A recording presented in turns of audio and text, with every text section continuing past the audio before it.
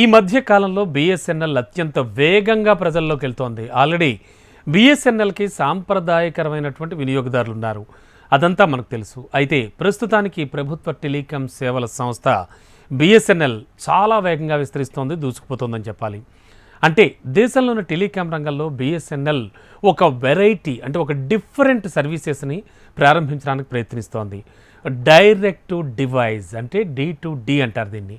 ఈ టెక్నికాలిటీస్ని టెస్ట్ చేస్తున్నటువంటి బిఎస్ఎన్ఎల్ సంస్థ త్వరలోనే ఈ సర్వీసెస్ని అందుబాటులోకి తీసుకురానుంది. అయితే ఈ టెక్నాలజీ ద్వారా సిమ్ కార్డులు అవసరం లేకుండా, మొబైల్ నెట్వర్క్ లేకపోయినా కూడా కాల్స్, మెసేజెస్ చేసుకోవచ్చు. అమెరికాకు చెందినటువంటి కమ్యూనికేషన్స్ కంపెనీ వయాసాట్తో కలిసి బిఎస్ఎన్ఎల్ ఈ న్యూస్ సర్వీసెస్ని డెవలప్ చేసింది. ఇటీవల ముగిసిన ఇండియా మొబైల్ కాంగ్రెస్లో సరికొత్త లోగోను ఆవిష్కరించడంతో పాటు